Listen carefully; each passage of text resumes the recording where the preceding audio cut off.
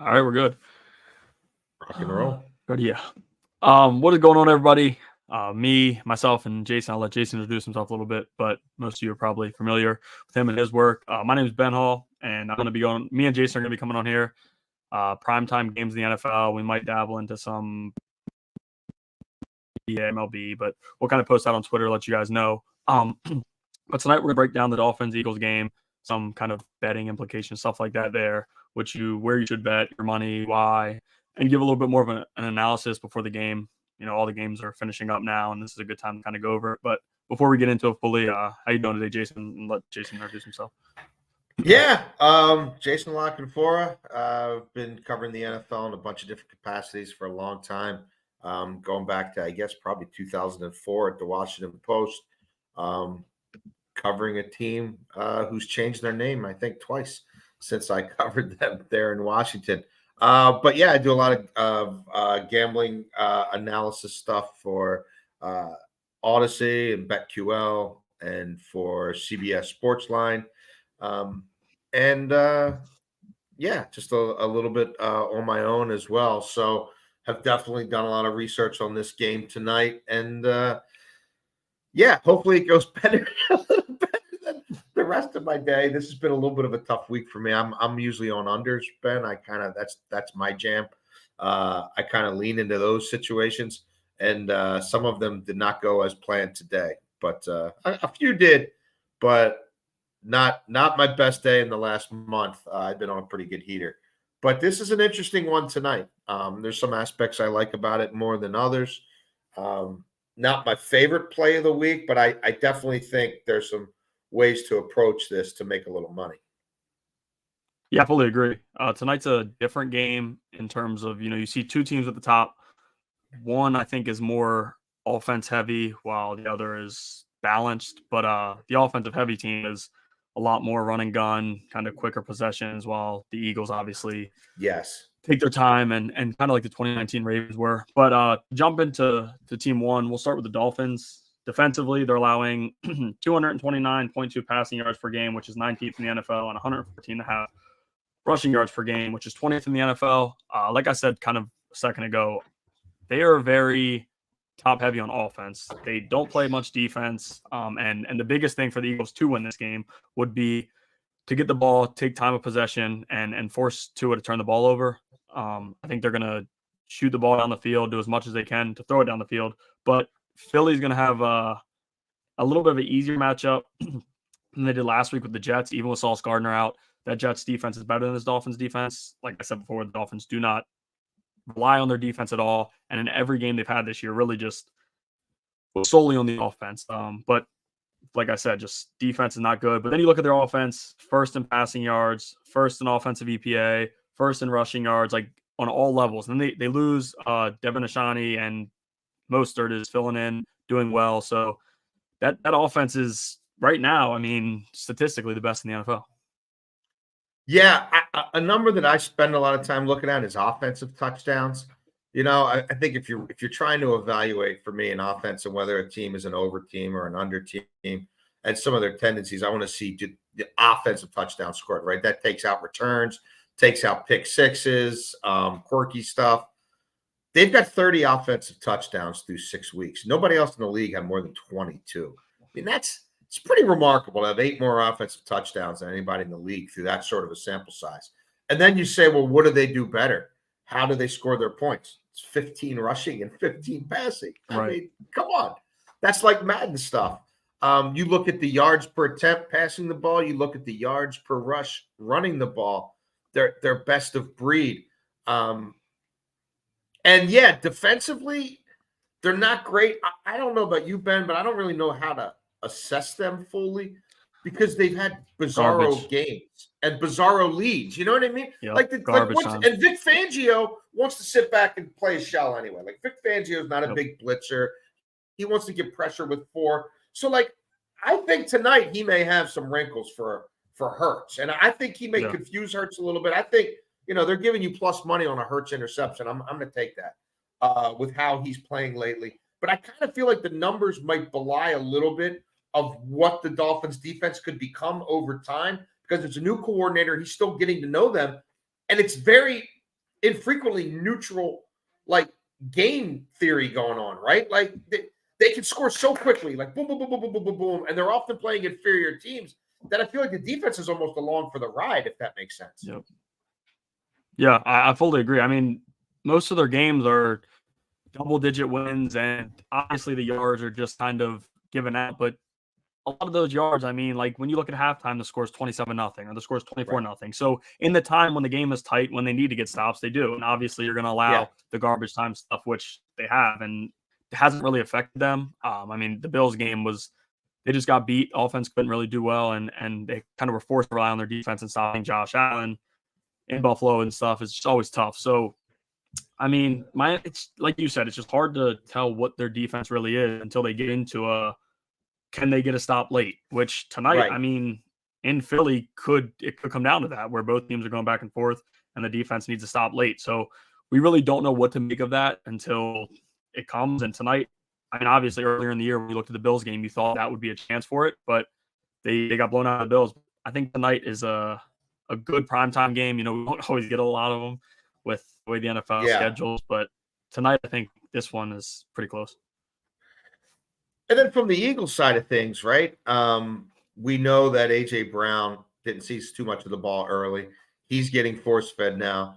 Obviously, Jalen Hurts' interception numbers are way up. He's already thrown more than all of last season. He's got 6 in his last 4 games. Swift has had games where he's dominated and other games where his role hasn't sort of seemed as determined. I feel like in the last few weeks, they're leaning into Hurts running the ball a little bit more, and that's becoming a little bit more of sort of the main thing, or the option stuff isn't as taboo because we're now a month and a half in, right? And they still are kind of helter-skelter offensively.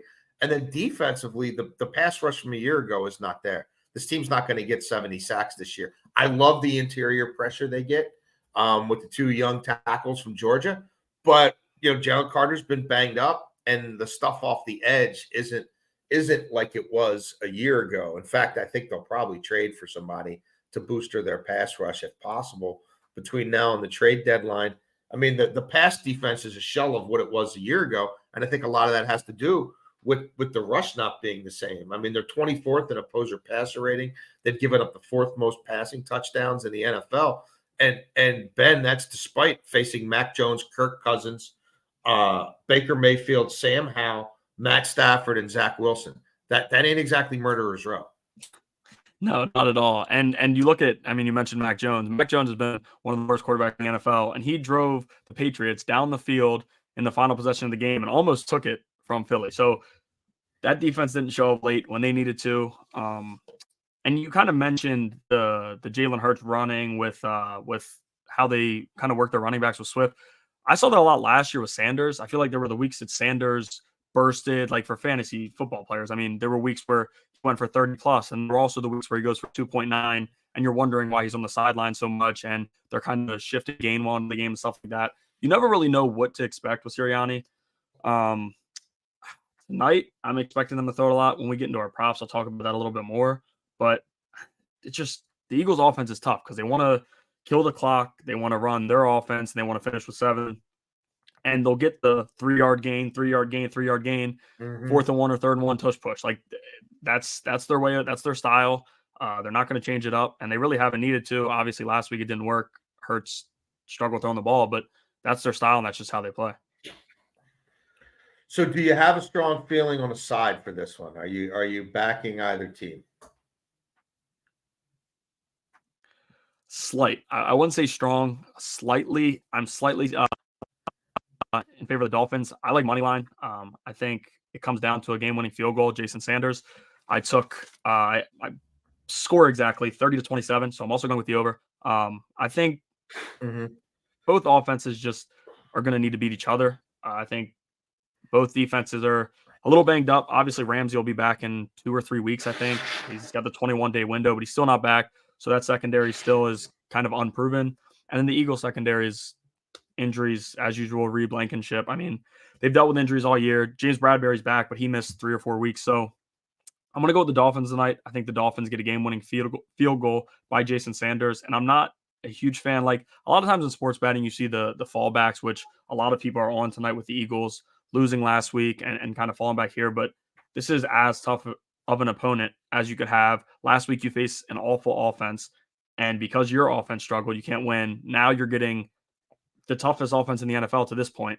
I mean, I think the Dolphins pulled this one out in a tight one. Yeah, I lean to Miami as well. I'm playing Miami in the on the money line in a couple of parlays. I'm not really on it, straight up or anything like that. But I'm with you. I'm thinking 27-24 Miami. We'll get into sort of what we think on the totals here in a minute. Not a super strong play, kind of a hunch, but I do think Miami's going to be able to get their points. And I think if Miami's as balanced as I think as they can be, offensively, it's going to present some challenges for Philadelphia and their new coordinator about exactly what's coming next. And it wouldn't shock me. If Miami really got, like, if Miami scored 30, 34. So like it wouldn't shock me if Miami got 4 touchdowns and a couple of field goals. Because again, they have that quick strike ability, and when that thing gets heated up, it seems like it almost takes on a life of its own. So we're simpatico there. You also like the over? Yeah, I do. At 51.5 is what I had it at. Is what I got it out on FanDuel.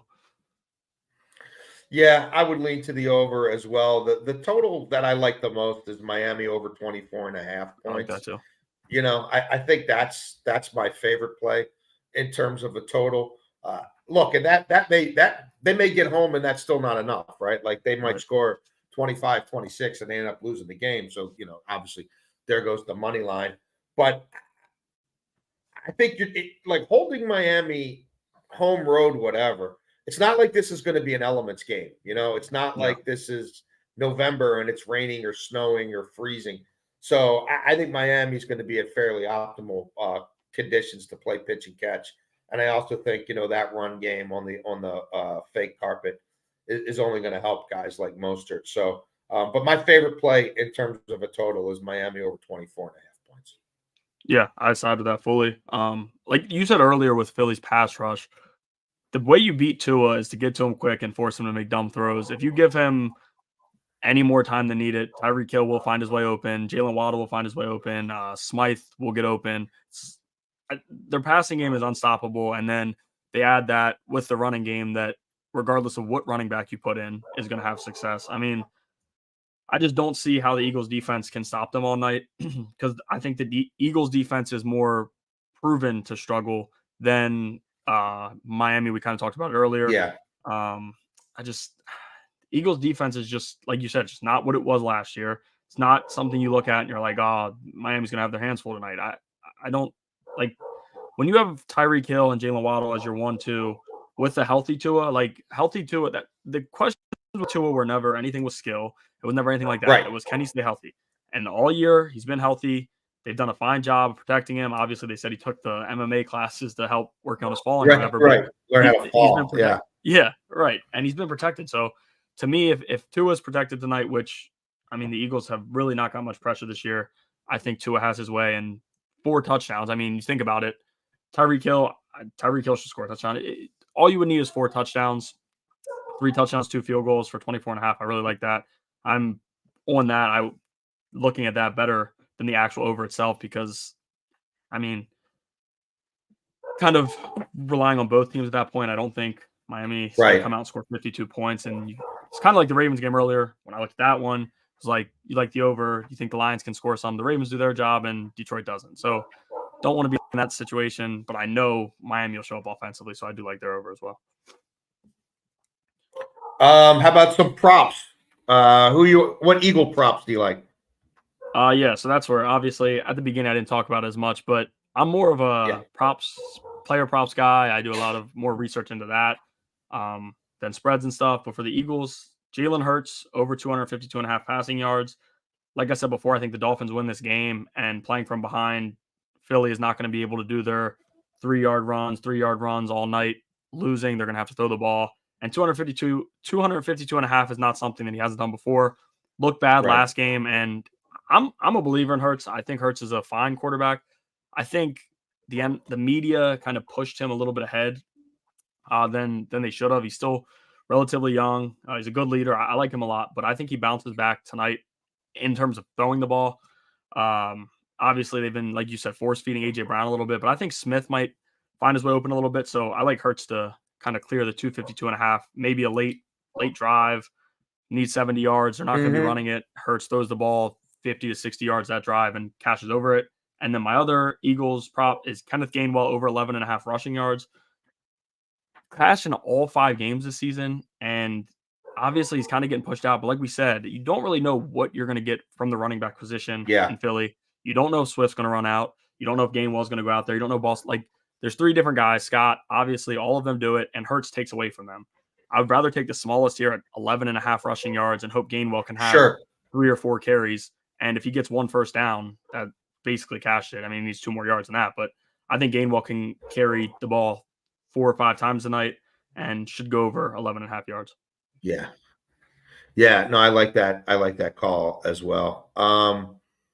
I'm with you on Hurts. I think there'll be some volume in the pass game. I think there's going to have to be, because I think, again, Miami's going to get their points. And if they're giving me plus money on a guy who's been throwing picks lately, I'm going to take it. And this is sort of an interesting thing too, right? You got Sean Desai there, the young coordinator with the Eagles, who learned under Vic Fangio. They approach quarterbacks the same way. They kind of think the same way. And I could see some mixed coverages. I could see a tip ball. Things aren't really going Hurts' way right now. I like him to throw a pick. I also like him to run at least 10 times. I like him to go over 9.5 rushes. I just think that we're getting in the middle of the season. It's go time. This is a big game for them. This is sort of an all systems go. I don't think you're leaving anything in the tank from a play calling standpoint. And look, they like the knock on the Fish is that they're not physical, right? They're a finesse team. Yeah. So wouldn't you want to get in there and run power out of the pistol with your big ass quarterback? You know what I mean? And whichever running back, or you can even get into pony packages with multiple running backs and try to road grade them a little bit and kind of show them what's what. And we know how Hurts is built. We know how thick he is, his trunk, and everything else. And look, if they get around the goal line, right, you're talking 1 or 2 tush pushes right there, right? At least. A 3rd and short, 4th and short, 2 tush pushes, couple around the goal line. We're halfway to 10. So that's what I like on the Eagles side. How about you, Ben, on the Dolphins props? Yeah, 2 big ones. Well, it's kind of connected, so I guess 4. Tyreek Hill over 97.5 receiving yards anytime touchdown, and then Durham Smythe over 15.5 receiving yards anytime touchdown. Tyreek Hill obviously is the public. Everybody hears Tyreek Hill name, you take it. But I bought it. I like it. 97.5 is a big number, but how many times has he played in prime time? I mean, the guy has done it a million times, and Darius Slay is going to be lined up with him a decent amount, but nobody is stopping Tyreek Hill's speed. Yeah. Like you said, back to the point that we made earlier, they don't get enough pressure, and if you don't get enough pressure onto Tyreek Hill is going to find his way open multiple times. I think they connect on at least 160-plus yard reception, so you might want to look at whatever his number is in longest reception, because Tyreek Hill is very good at cashing that. And even if they don't want to go to the long ball to him, you throw a couple screens to Tyreek Hill, at some point he makes defenders miss and goes a long way. And then Tua, he's a reliable touchdown target. He catches 30-plus touchdowns, 30-plus yard touchdowns all the time. So I'm going with his touchdown as well. And then Smythe, Philly allows, before I get to Smythe, Philly allows 2+ touchdowns per game to wide receivers.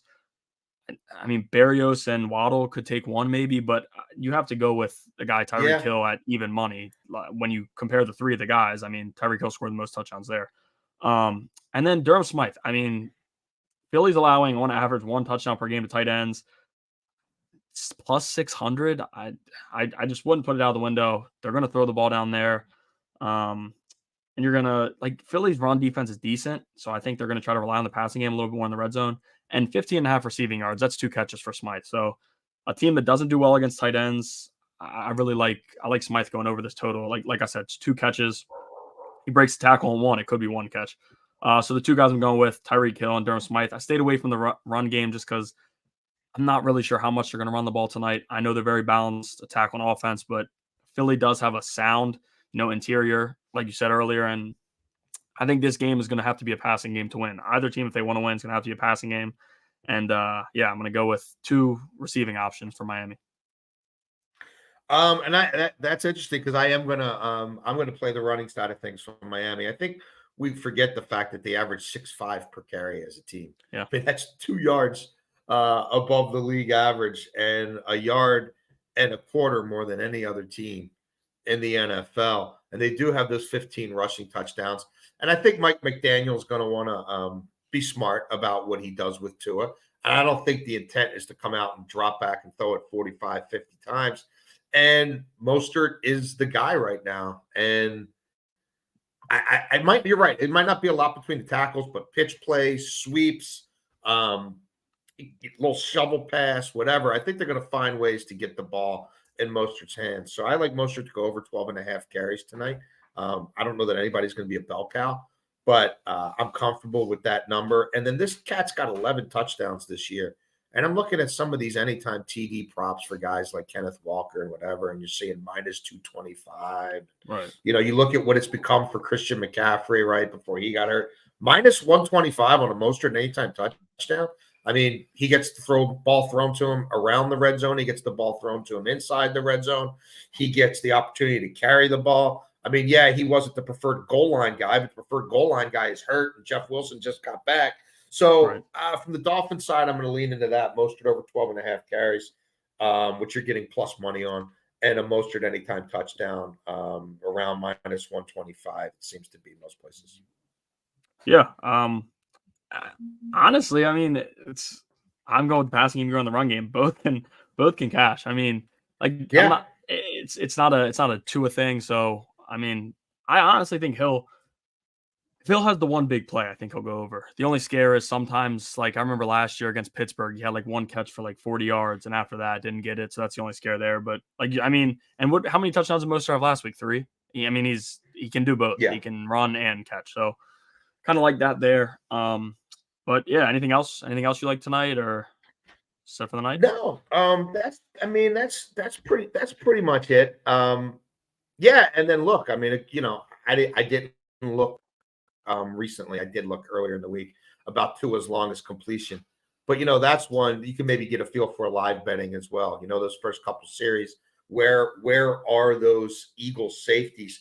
And if it reaches a point where obviously the Eagles have to bring somebody into the box because this outside zone run game is gashing them, then it's only a matter of time, to your point, till Tua hits that 50, 60-yarder to Tyreek Hill. And then the Eagles are not getting the kind of safety play they did last year as well. So tackling has been an issue for them in the second, third level more than a year ago. And then obviously nobody's, you know, predicated more on Yak, or nobody's able to, you know, cash in on Yak the way I think Miami can right now. So, yeah, I'm excited to say it should be a heck of a game. And, you know, hopefully we're all over it, buddy.